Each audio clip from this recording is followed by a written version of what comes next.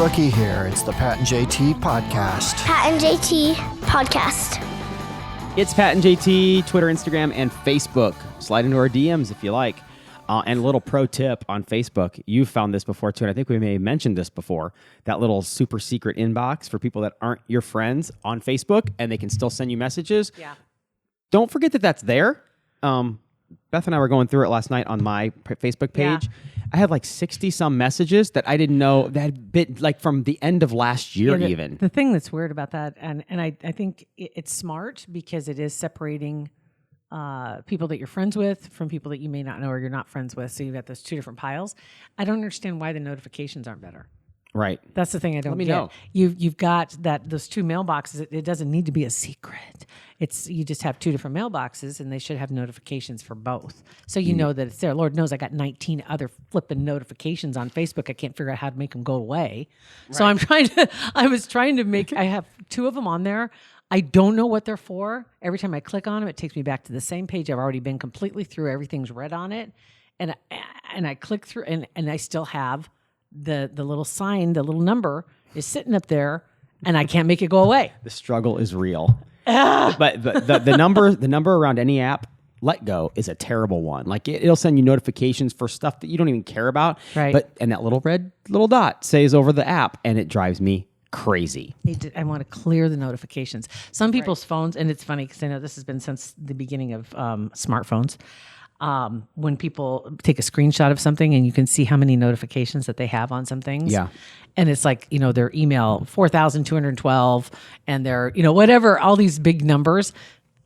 I can't live like that. No, it drives me nuts. Bennett has over 50 unread text messages. There's a 50 on his little thing, on his little iPhone. Doesn't he wonder? He didn't care. What if it does not bother him at all? What if it's Publishers Clearinghouse? What if it's $5,000 a week for life? Oh God. Yeah. Just saying. Yeah, I don't know. I don't know. Do you still enter those? No. Did you ever? Mm-hmm. Probably. Where you lick the stamp and put it on the. I mean, it's just a whole bunch of hoops to jump through. But now literally you have to click two things to enter now. Nobody wins. It's way easier than. Don't you think somebody has to win? They can't be. I mean, legally somebody has to win, but it's just such a crapshoot. Totally a crapshoot. But for 2 clicks. Yeah, no, I know you're right. I mean, if.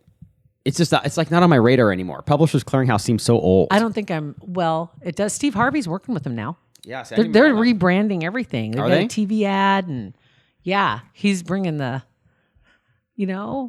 cool in. I mean, I want to talk to somebody though, like after they win, other than they just go up to the door and like, yay. I want to talk to them in 2 years and see what it's really like to get $5,000 a week or whatever it is for life. Like that's what they're doing. Like, right how now. cool is this? $5,000 a week for life. I mean, I'm not sure you get it $5,000 every week. Or is it like a lump sum, or once a year you get paid? And how do they? Yeah. Or how they and determine it's an estimate. That? Like, do they have you pee in a cup and think, well, you're probably going to live X amount of weeks, so we're going to give you this amount of money? Well, I always wondered that too. When they were picking their winners, because it seems like the winners were always old. Right. Well, like, how do you know that? Because there's nothing that you fill out on here that says, how old are you? I'm sure they could figure out by the magazines you ordered back in the day, but yeah. But now it literally is just 2 clicks and you're entered. So how do they know? But still, the winners appear to be. Everybody. If Target knows that I'm talking about them on my phone to Beth and they send me a notification through their app about what I'm talking about, Publishers Clearinghouse knows exactly who they're talking to. There was somebody the other day have you seen the movie The Big Hack or something like that? It's about that kind of thing. I haven't watched it all yet. It showed up on, I don't know if it was Netflix or what it was, but it showed up somewhere and I haven't watched it yet. But talking about how people believe that their phones are listening to them and that it's not true. That's not true that it's not true. It is true. And I don't believe them. No. I prefer, and which I find odd, is I'm more drawn to the belief that they are listening. Yes. Than not. Because if they have the ability to, they will. Because you would think common sense says they can't do that. They can't do that, right? But they do. I mean, if a police officer can't look through your car without your permission, how can... can they do that? Because they do have, because these guys do have our permission when we sign up for all these cool things. We give them permission. We do. In the small print, we don't read it. And the minute you sign, yes, I want that phone, because in order to get that phone, you have to sign off on this stuff. And there's that small fine print that even Dr. Kugler can't help you see. Yeah. Yeah, that's like 20, not even a number for vision, Right? if you can read that. That it's probably in there somewhere, is that if you would agree to use this phone, that you're agreeing. And we found that out with some of the apps that lately, some of those apps you were signing your life away. Yeah, the Face app or whatever. The Face app in particular. Everybody's on a Russian billboard. But if you're the only person that still has a flip phone with no apps, and you have no idea what Facebook and Twitter and all these other things and the Target app, you don't know what those are, you don't use them, then you're a loser. You think so? Yes. Aw, you are an that's absolute. pretty harsh. You're an absolute. Not loser. Quitter. Or you're. I'm going to say smart. Yeah. I'm going to say you're still able to make your phone calls that you want to make. I don't remember the last time, though, as far as phone calls. I had one phone call this morning. I very rarely talk on the phone. No, it's fine. And even less that I put the phone up to my face. I don't. That's my default is texting. Email is even like down the line. Texting is it. Texting, and if you can get your point across in an emoji, I'm down with that. I know. My dad, they were over at the house last night, and the whole family was, for like the first time. We've been in the house for like a week and a half, and we were talking about that someone actually moved into a neighborhood where I have a family, like cousins. I didn't really realize that was the neighborhood. So they brought us over some like brownies, and they were good, awesome brownies. Edibles, awesome. They weren't edibles. I ate enough of them for them to be edibles. Like I was starving. And let's put it this way. If they had been edibles, you probably still wouldn't be awake. No. Okay. I'd be asleep in my yard. And so Beth asked my dad, she goes, can you contact John and see if his wife, I can get because it was Sue that made him. Can you see if Sue can get me the recipe? My dad's like, sure, I'll call her up and I'll have her give you a call. She goes, or, she can just email it to me or text me. And I don't really want to talk right, to her.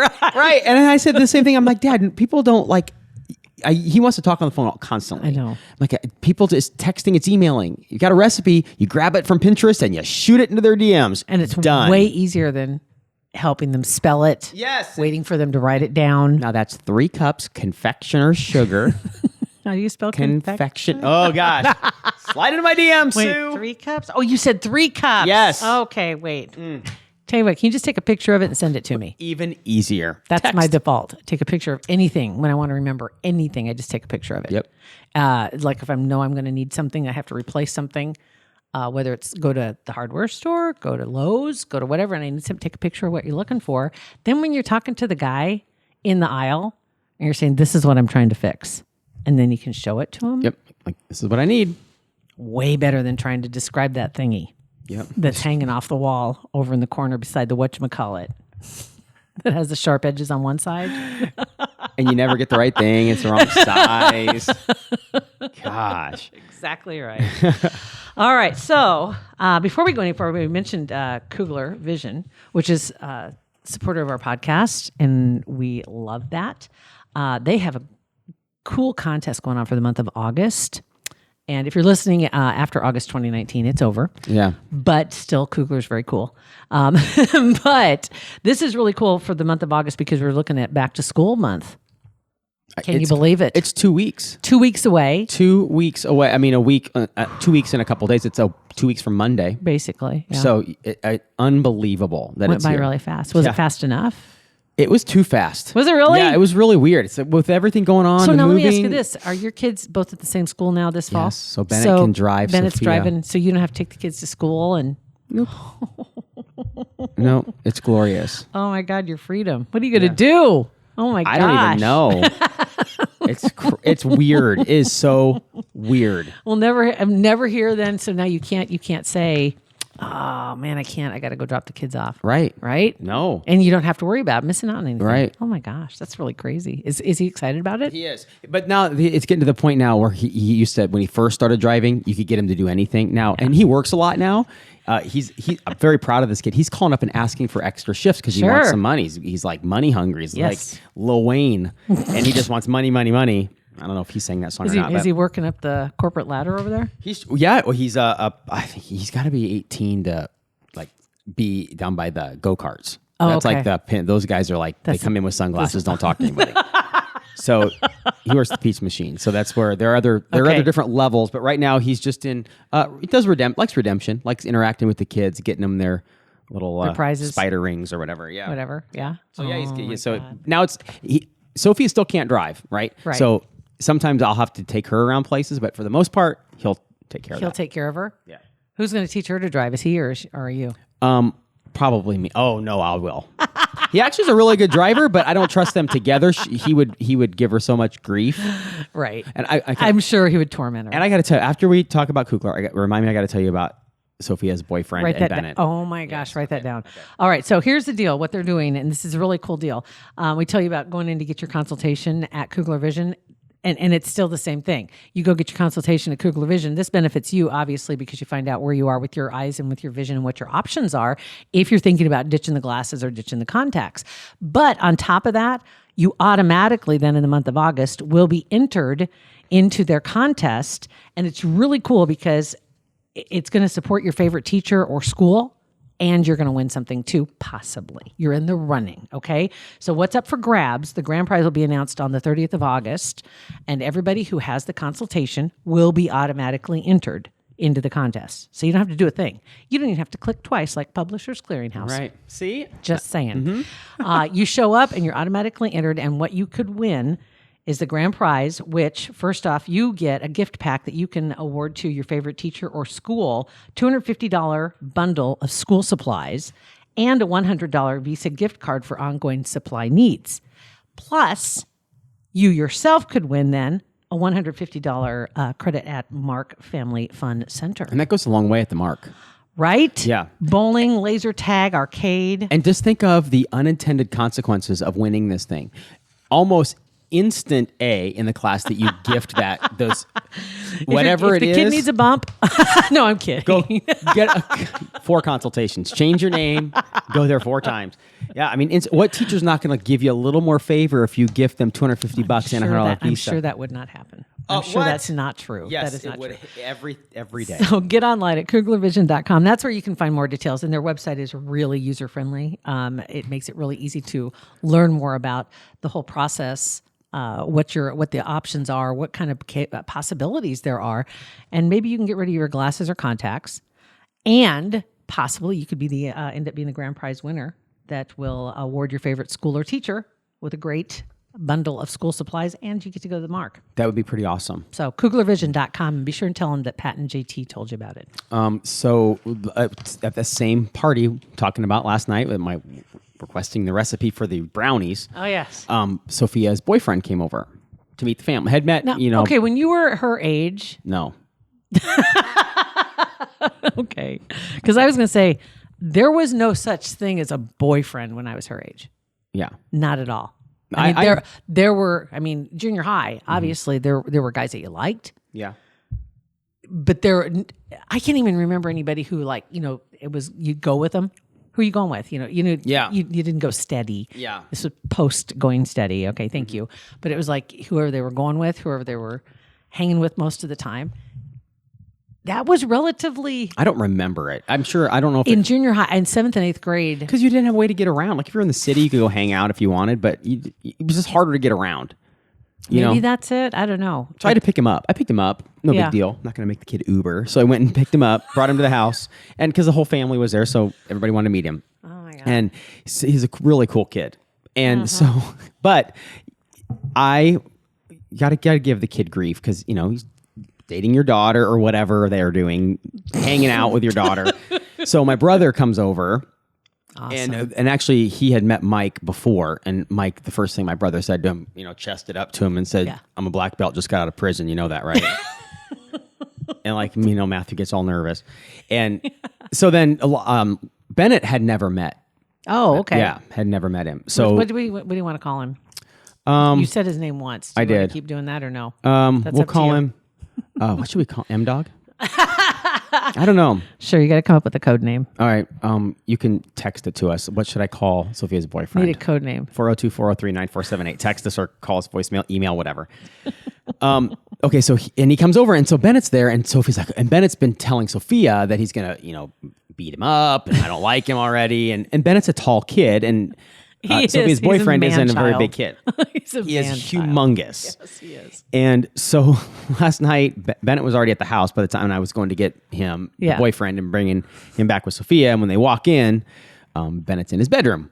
When we walk up to the kitchen, and Beth and Sophia, and we're all talking, and Bennett walks in, and he says, and he just doesn't understand the point of just giving somebody grief. Just like, I'm in jail. I just got out of jail and I'm a black belt. Like, it's funny. It's not threatening.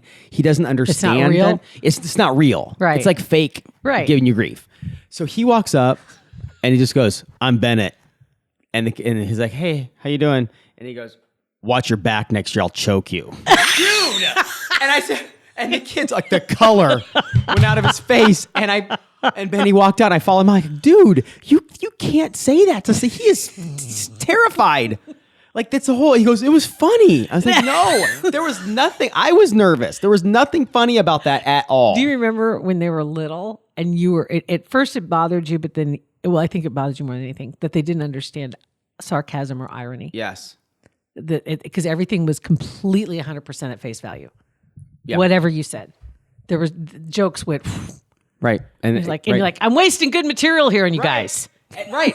And now they're dry sense of humor. They're getting a dry sense of humor, but they still don't understand that. He doesn't get that. The nuance. Yes. It's like, just, say something funny, like something that'll never happen. Absurd. Not to be absurd. I'll choke you.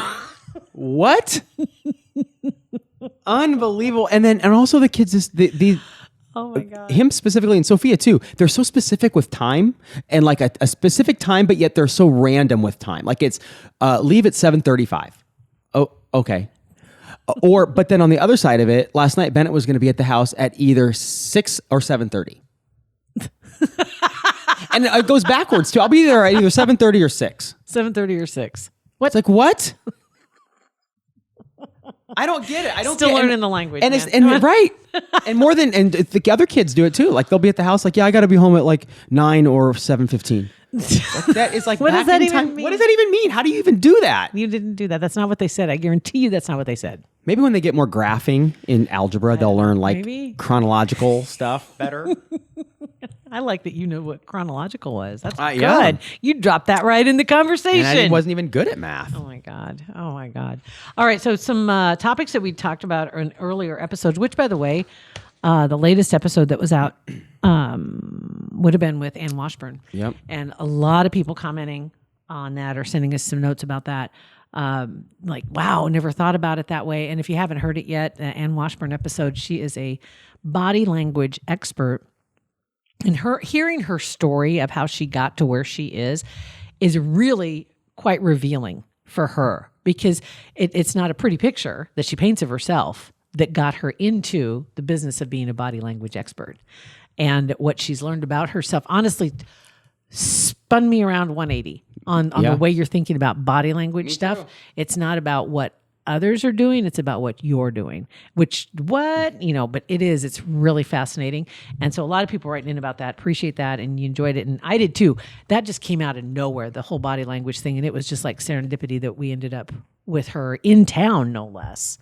And after thinking about it, that it's more than just body language, like even your attitude, your everything that you put out is people treat you different or they treat you based on that. So if we walk around and you're like, you're in a bad mood because everybody around me is in a bad mood. Well, that's stupid. Yeah, maybe you're the reason they're in a bad mood. Exactly. So if you're just go around with a specific attitude, a good attitude, be happy or, whatever it is, it's not always everybody else's fault. Exactly. That's the funny part is that what she really was talking about was taking responsibility for what's happening in your little circle. Yep. It's easy to do. Oh, so it's not happening to me.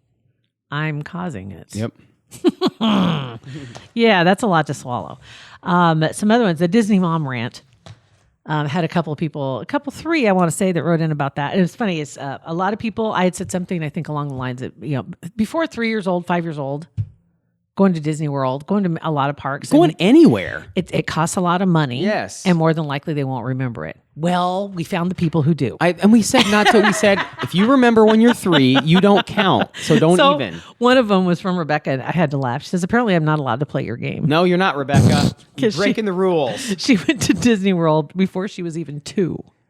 And I do have a snippet of memory. I rode the Dumbo ride and loved the crap out of it. and loved the crap out of it. She says, literally my earliest memory and the only memory of that trip. But Dumbo was awesome for my toddler self. My sister was 4, and I don't think she remembers anything other than SeaWorld. She was obsessed with Shamu.